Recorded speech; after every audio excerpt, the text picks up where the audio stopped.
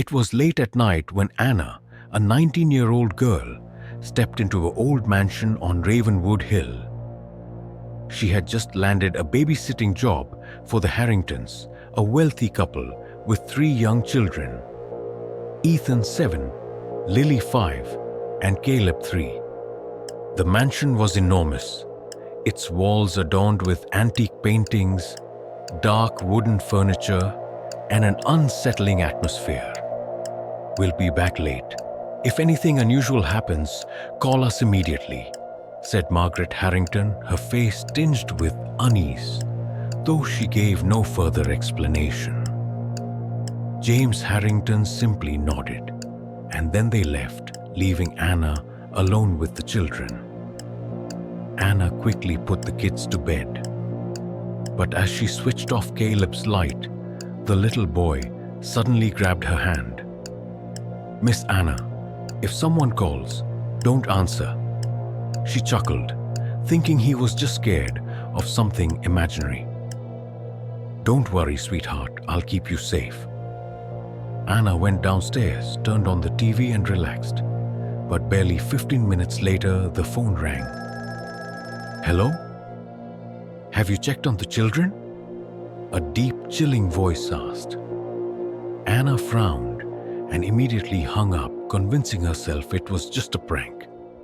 But 10 minutes later, the phone rang again. "Why haven't you checked on the children?" This time, the voice carried a mocking tone. Anna felt a shiver down her spine.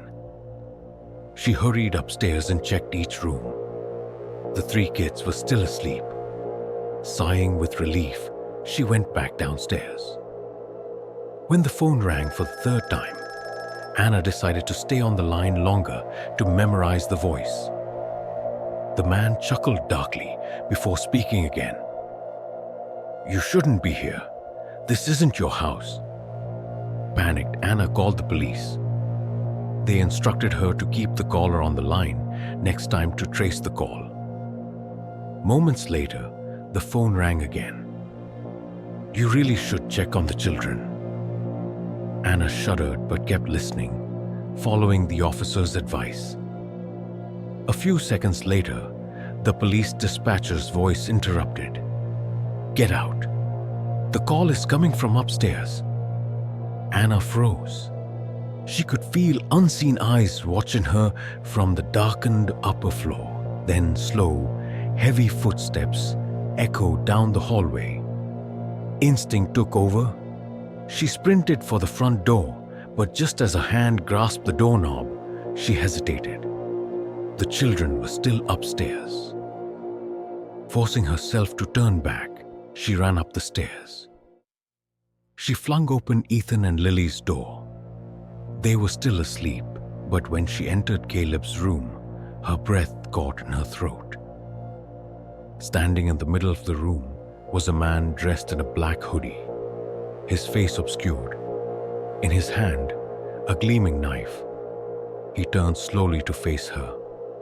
In that moment, Anna felt as if she was staring into the soulless eyes of a predator. Without thinking, she screamed and lunged forward, grabbing Caleb from his crib. The intruder hesitated, then swung his knife. Anna managed to dodge, but the blade grazed her arm, leaving a deep gash. At that moment, police sirens wailed outside. The man glanced at the window before bolting toward the balcony and vanishing into the night. Officers swarmed the house, but he was gone. As they searched for clues, one officer discovered a hidden door inside the parents' bedroom. Behind it, a secret room filled with photos of previous babysitters, all of whom had mysteriously disappeared. The most recent photo on the desk. Anna, Margaret, and James Harrington were arrested that night.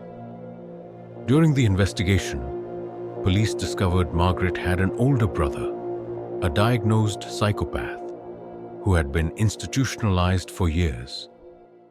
He had escaped not long ago.